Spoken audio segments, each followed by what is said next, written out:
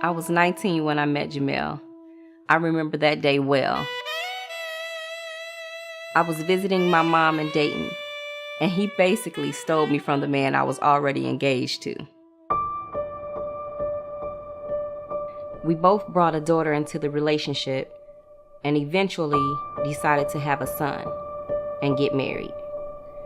Right before we decided to get married, things got a little ugly. A little domestic altercation, of which I was the aggressor, ended in restraining orders. It was hard, but we found our way back to each other. Everything was beautiful. We built a home and a loving marriage and enjoyed each other as soulmates should. What Chandi didn't realize was that I was struggling with hiding my past life. Sexual episodes from my past continued to haunt me. Instead of trying to change, I found myself trying to manipulate Chandi to participate.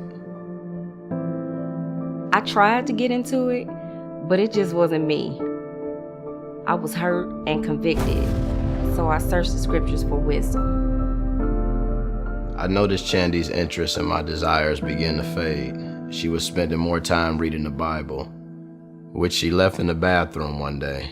I thought it was a setup because it was open to a page that spoke about manipulation. Turns out she left it in there by accident. It eventually led me back to 1 Corinthians 6:19 and 20, which says, "Do you know that your body is a temple of the Holy Spirit who is in you, whom you have received from God?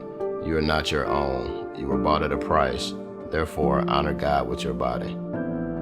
He broke down crying, apologizing to me. And that was the day things changed.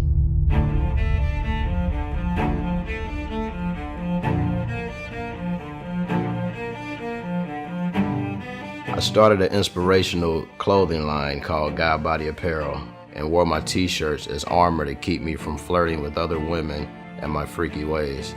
I thought it would help others to fight their vice too, whether it be drug and alcohol addiction, anorexia, food addiction, pornography, whatever your personal struggle may have been. At the same time, I realized our relationship was going through a rough spot. I had deep-rooted low self-esteem issues from my past that he couldn't fix.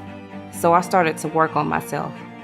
After discovering how life-changing personal development could be, I started my own empowerment group for women called Images Inside Out. As our marriage began to heal, we talked about helping other couples develop stronger relationships. We merged our two companies and formed a talk show called A Grown Conversation. We want to thank you and ask y'all to give yourself a round of applause for being a part of our vision. Transparency and brutal honesty has been a wonderful gift and foundation in our marriage. Our new desires is to help couples overcome their challenges. We're not perfect, but we're perfect for each other. And we know our purpose is to strengthen relationships and change lives, one conversation at a time.